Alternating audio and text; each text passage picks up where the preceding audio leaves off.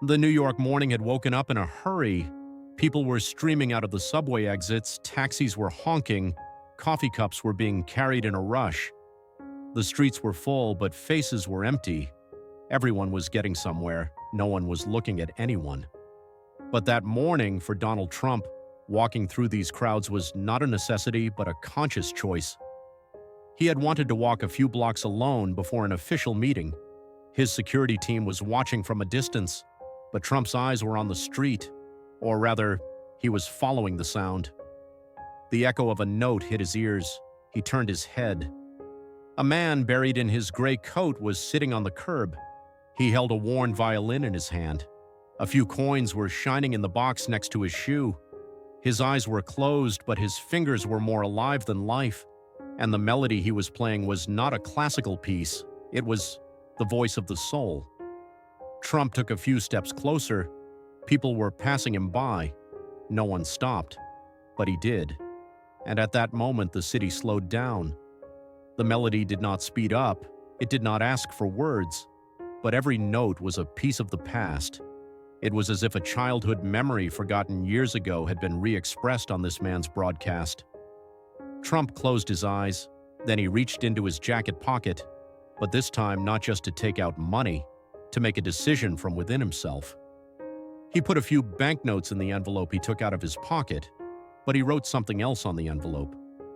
Your melody gives voice to silent souls. Today everyone ignored you. I heard it, and that is not enough. DT, dear viewers. Sometimes a man just plays on the street, but sometimes a man is silent. He only hears what is being played. And that silence, it moves something. Have you ever felt that a melody is closer to you than your past? Write in the comments and subscribe, because this channel doesn't just ask who is talking, it asks who is really listening. Trump leaned down and dropped the envelope next to the violinist, but this time he didn't speak. He didn't even make eye contact. Because he didn't want to be seen there, he wanted to understand. The musician opened his eyes. For a short while, he didn't even realize who he was, but the handwriting on the envelope caught his attention. He held out his hand, trembling. He looked at the envelope. Then tears welled up in his eyes, but he didn't let go of the violin. He kept playing. Trump kept walking.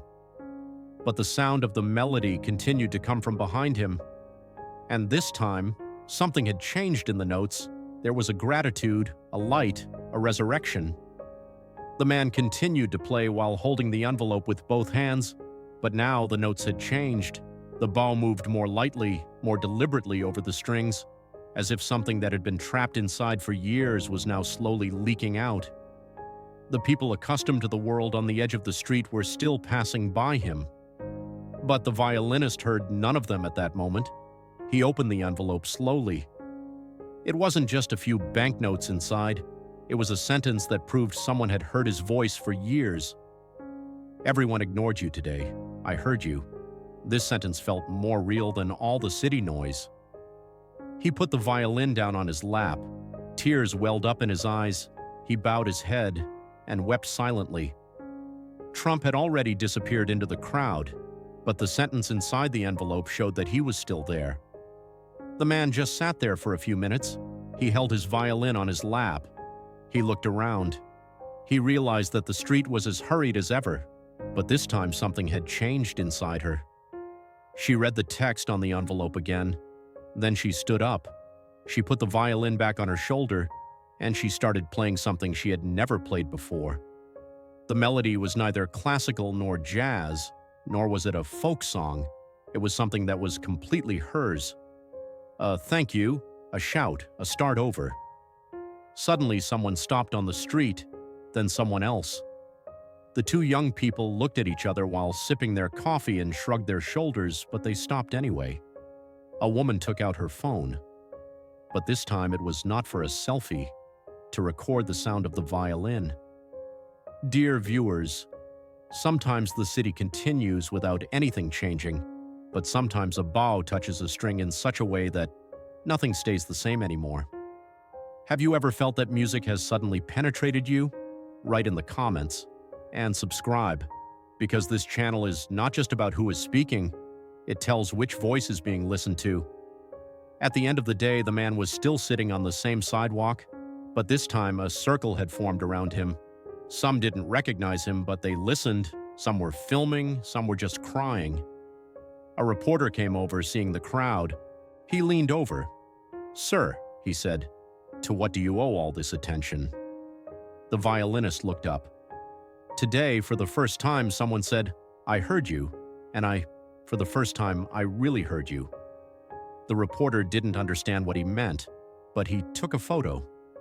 The next day, the photo appeared in the column of a small local newspaper, but on the internet, the same photo took on a completely different journey. It had this caption, "A man kept quiet, a man played, and the city listened for the first time." At the time, Trump was working in his office, meeting with his advisors, but his chief of staff standing next to him showed him the morning street footage. A Twitter user had filmed Trump from a distance as he put something in an envelope. The face was invisible, but the handwriting was familiar. Trump sat back after watching the video. "We didn't share it, we didn't announce it, we just touched it," he said. And then he added, "So we did the right thing." But that wasn't the end for him. That morning, he hadn't just left an envelope, he had left a link, and there was still something unfinished inside. He muttered to himself, "Now we have to take that voice to a bigger place." A week had passed. The city was running as it knew. The same tired steps were passing over the same pavement stones. But the violinist on the sidewalk was no longer alone.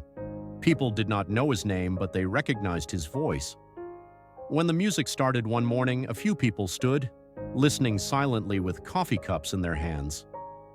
The inner sound of the violin had become like a city hymn, but that day was different.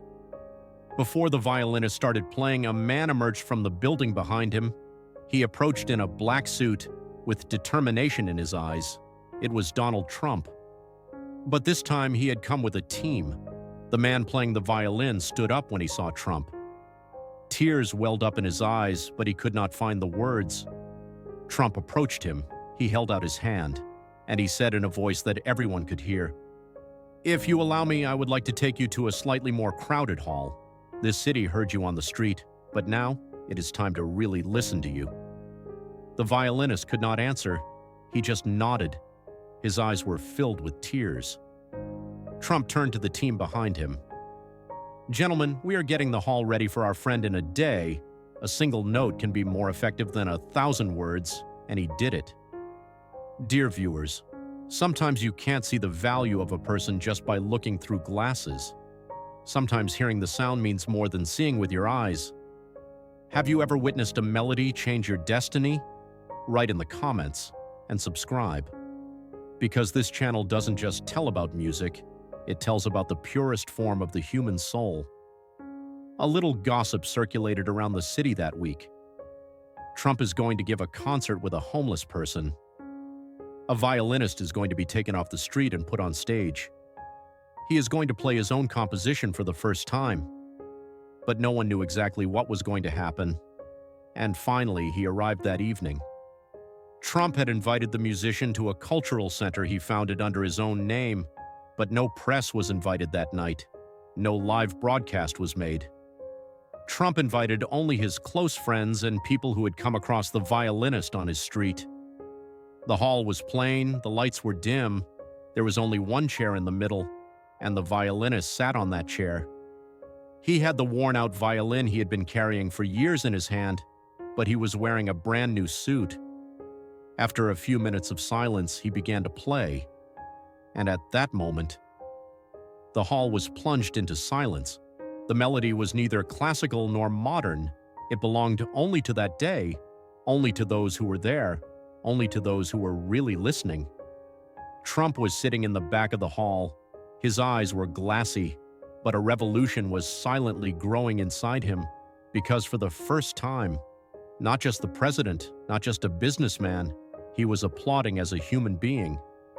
When the violinist finished the piece, the hall stood up, but Trump did not. He just took a step forward. He went on stage. He came to the man. When you meet the voice of a person who hasn't let go, you don't just hear it. You start to live it inside you. And then he finished his sentence. This man is no longer homeless, because a man's home is where he rests, and tonight we were all in his home. The next morning, as the city woke up, there was a small photograph in the newspaper columns. Trump embracing a violinist. The headline was very short. A man fell silent. A man played. A city heard again. The violinist never played on the same street from that day on, but he walked past it every morning, with a violin on his knee, notes in his head. Trump had offered him a house, but the man hadn't accepted. "I've already found my home," he had said. "My home is to be heard."